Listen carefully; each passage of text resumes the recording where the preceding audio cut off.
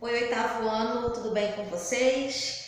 Espero que sim. Hoje vamos dar continuidade à explicação do capítulo 1 do segundo bimestre. Vamos da página 381 até a página 389 e iremos continuar falando sobre os tipos climáticos e biomas da América. Biomas, você sabe que é o conjunto de seres vivos de uma determinada região. No caso, vamos estar falando do bioma do continente americano. E aqui a gente destaca, para vocês os principais tipos de climas da América, tá? Nós temos polar e subpolar, desértico, frio, desértico quente, temperado muito frio, temperado continental, seco, subtropical, subtropical mediterrâneo, subtropical seco, tropical semiárido, tropical e tropical super úmido. E a gente sabe que o continente americano ele é o maior continente de extensão territorial, ou seja, ele vai desde o hemisfério norte até o hemisfério sul. E esse tamanho continental, essa extensão territorial faz com que o continente apresente uma grande variedade, não só de espécies animais, como vegetais, e apresente esse clima bem variado, né? Isso a gente sabe que ocorre em decorrência das áreas próximas à linha do Equador. São aquelas áreas ou zonas, né, que recebem uma maior incidência solar. Na página 381 diz assim, acompanha a leitura aí do livro de vocês. O continente americano apresenta uma grande variedade de clima. Aí vem todos os climas que eu citei para vocês. Esses fatores, bem como altitude, determinam a diversidade climática, já que o continente apresenta terras nas zonas polar temperada e intertropical. Agora, existem alguns fatores que influenciam esse tipo de clima no continente americano. Quais são esses fatores? A gente destaca altitude, massas de ar, maritimidade, continentalidade e correntes marítimas. Ainda na página 381, vocês podem observar aí os dois mapas, né? Um está destacando os principais tipos climáticos, foi esse aqui que eu acabei de falar para vocês, e aqui ao lado os principais biomas. Quais são os principais biomas do continente americano?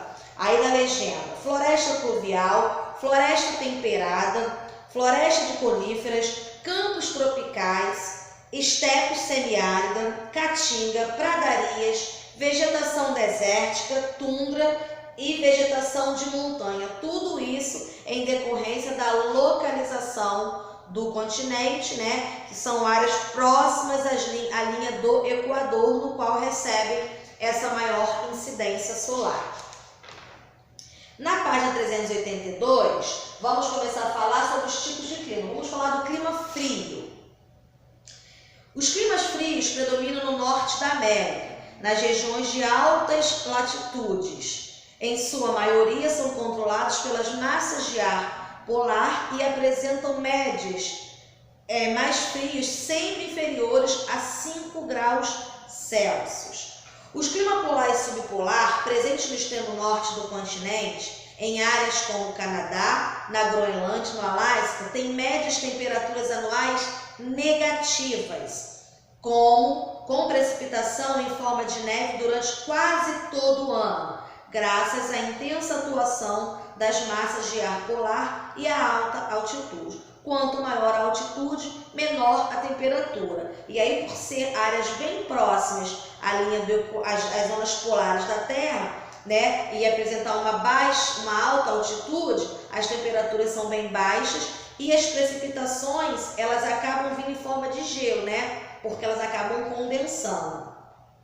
Aí eu pergunto, mas por que estudar o clima? Qual a importância de estudar o clima? Né? Ele vai influenciar muito no nosso cotidiano, não só nas atividades como a agricultura, também a construção civil, né, ou nos serviços domésticos, até em função de lavar uma roupa, né, se programar. Então, para o nosso dia a dia, até quando a gente vai sair para trabalhar, a gente tem que saber como vai estar o clima, se a gente deve colocar um casaco, uma roupa mais quentinha ou não, né, isso tudo a gente vai saber através do clima daquela região. Na página 383, clima temperado muito frio. Existente ao sul do clima polar, abrange grande parte do Canadá, o Alasca nos Estados Unidos e extremos norte e nordeste dos Estados Unidos. Apresenta invernos longos e rigorosos, com temperaturas abaixo de 20 graus Celsius negativos. Também as precipitações ocorrem em forma de neve. Ainda na página 383, um clima frio de montanha. Encontrado na região da Cordilheira dos Andes e nas montanhas rochosas, é influenciado pela altitude e que garante temperaturas baixas ao longo dos anos. Página 384, clima tropical. É marcado pelas altas temperaturas ao longo do ano e elevada pluviosidade. Esse clima sofre influência da baixa latitude, que provoca grande e constante incidência de raios solares ao longo do ano, além da atuação de massas de ar quentes. Então, essas áreas aí de clima equatorial, elas, em função da baixa latitude, suas temperaturas são um pouco maior e já são áreas que vão ficando mais próximas à linha do Equador, recebendo uma maior incidência solar, fazendo com que essas temperaturas se elevem um pouquinho mais. Nessas regiões, encontramos florestas equatoriais, florestas amazônicas, com árvores de grande porte e espécies latifoliadas. São vegetais com folhas grandes e largas.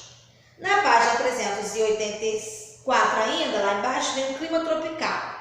Apresenta pouca variação de temperatura ao longo do ano, com médias mensais em torno de 20 graus Celsius e geralmente com pluviosidade acima de 1.500 milímetros no ano. Na página 385, fala ainda falando, né, do tipo de clima, vamos falar das florestas tropicais. Elas apresentam elevada biodiversidade. Essas áreas foram intensamente desmatadas, como é o caso da Mata Atlântica. O desmatamento foi iniciado no período colonial, com a extração do pau-brasil, que teve a continuidade em virtude da produção agrícola no processo de urbanização, entre outros fatores. Tá? Por que eu falei da vegetação especial aqui no clima tropical? Porque a gente sabe que essa área aí é a área que recebe essa maior incidência solar e a maior variedade de biomas, né, de espécies animais. A biodiversidade nessas áreas é muito grande. E a gente destaca a Mata Atlântica como o tipo de vegetação do continente americano que foi mais devastado, que houve maior interferência do ser humano nessa região. Na página 386, tem um exercício para vocês fazerem, nós vamos fazer juntos que eu vou orientar vocês como que vai ser feito. Diz assim, calcule a amplitude térmica das cidades inseridas no quadro. A amplitude térmica é a diferença entre as temperaturas quentes e frias. E aí, destaca algumas cidades, né, como Manaus, Nova York, Curitiba e Toronto. A média da temperatura quente em Manaus é de 28,2 graus Celsius e a fria é 26,9 graus Celsius. Em Nova York, a média, a quente, 24,5 e 0,6 negativos, a temperatura fria. Curitiba, 21 graus Celsius, a quente, e a fria 13,4.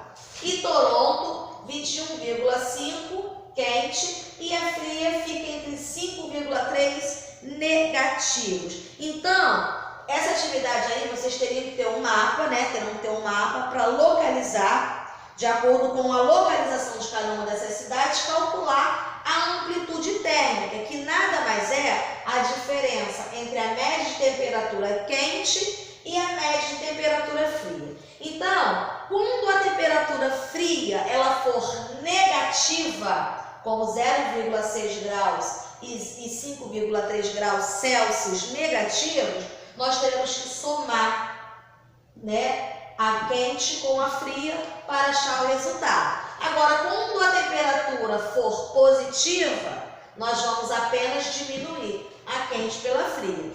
Para vocês entenderem melhor, tá? Em função de Manaus, como que eu calculei essa amplitude térmica? Com um mapa, vendo a localização de cada uma dessas cidades. E aí, o que eu vou fazer? Como as duas são positivas, né? Tanto a quente quanto a fria, eu vou diminuir. Então, diminuindo 26,9 de 28,2, a amplitude térmica, a diferença entre elas é de 1,3 graus Celsius. Já em Nova York, como a fria aqui já é negativa, eu já vou somar. Eu vou somar 24,5 mais 0,6. E eu achei a amplitude térmica 25,1 graus Celsius. Perdão, 25,1 graus Celsius.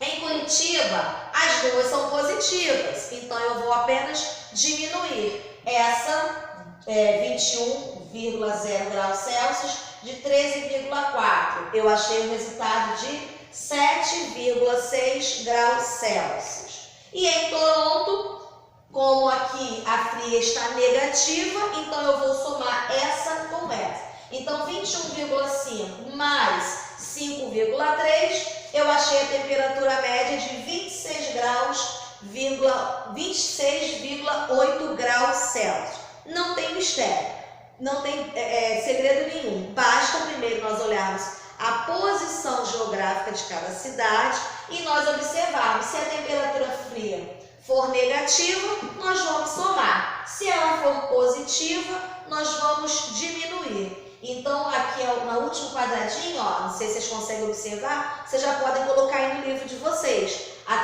amplitude térmica de Manaus, Nova York, Curitiba e Toronto. Manaus, 1,3 graus Celsius. Nova York, 25,1 graus Celsius.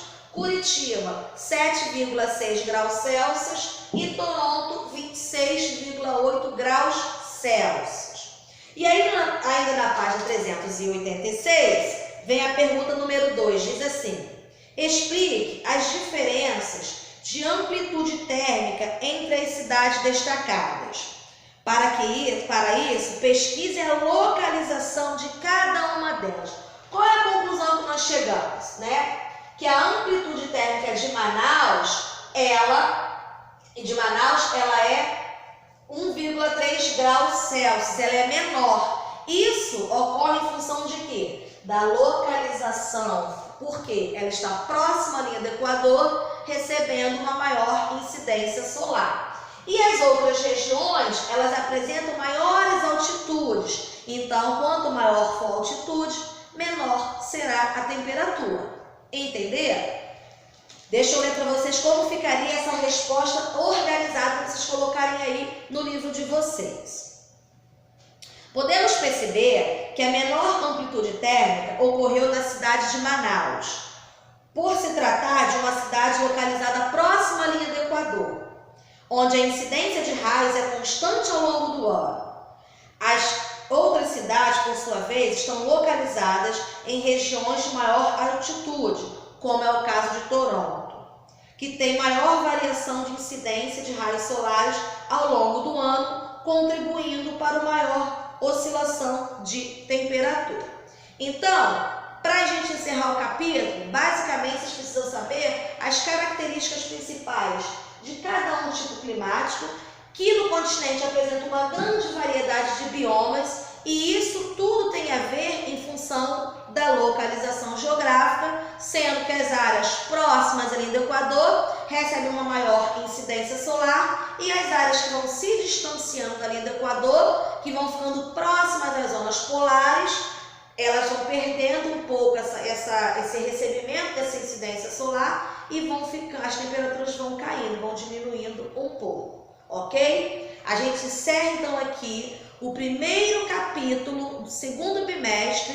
Eu estarei colocando no portal para vocês os exercícios e lá no finalzinho do exercício eu vou estar postando qual será o trabalho que vocês farão para o segundo bimestre, como deverá ser feito e qual a data de entrega. Vocês bem sabem, né, que não só em geografia, mas outras disciplinas, nós íamos ter a participação na gincana, infelizmente não aconteceu, né? Então eu, como outros professores, estaremos colocando lá no portal. Então peguem o exercício lá ou na escola e fiquem atentos. Ao final do exercício estarei colocando lá o meu trabalho, o que deve ser feito, como deve ser feito e a data de entrega, ok? Um beijo, fiquem com Deus, continuem se cuidando e rezando, e quando a gente menos esperar, isso tudo já passou e nós estaremos aqui, né, tendo o nosso contato físico direto com vocês, tá bom? Beijo, se cuidem!